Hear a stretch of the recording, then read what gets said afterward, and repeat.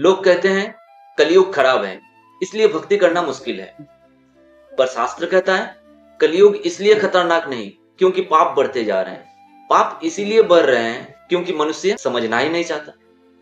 अगर कलयुग सबसे पतित युग होता तो फिर भागवत में इसे सबसे सरल युग क्यों कहा गया?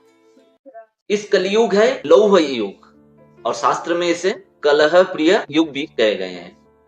अपने आसपास आप जरा नजर फिरा के देखो, किसी की बात किसी को हजम नहीं होती, छोटी सी बात पर लड़ पड़ते हैं, फिर कुछ दिनों की बातें बंद। हुई ना कलह प्रिय युग। इन्हीं कारण इस युग की अक्षमताओं को देखते हुए भागवत की एक एक 9 की श्लोक में नैमिषारण्य की मुनियों ने सूत गोस्वामी से प्रार्थना की कि आपने समग्र जनसाधारण के परम कल्याण के लिए क्या निश्चय किया वो विधि समझाइए और कृपया सारे शास्त्रों का निचोड़ हमें सुनाइए, क्योंकि इस युग के लोग सभी प्रकार से पतित हो गए हैं। यहाँ पे आप जरा सोचो, अगर ये मुनि सिद्ध थे, ज्ञानी थे, तो उन्हें सरल भाषा में फिर से सुनने की जरूरत क्या थी?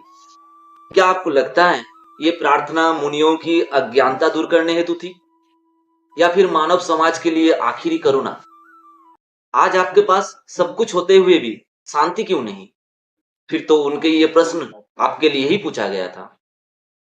आचार्य तथा गोस्वामीगण निरंतर जनसाधारण के कल्याण, विशेष रूप से आध्यात्मिक कल्याण के विचारों में लीन रहते हैं, क्योंकि आध्यात्मिक प्रगति हो जाने पर भौतिक कल्याण स्वतः ही हो जाता है। इसीलिए आचार्यगण सामान्य जनता को आध्यात्मिक कल्याण के लिए उपदेश देते हैं। और शास्त्र अनुसार भगवत भक्ति दान से बढ़कर कोई दान नहीं होता। वो भगवान के बहुत प्रिय होते हैं जो किसी को भगवान के भक्त बनने में मदद करते हैं।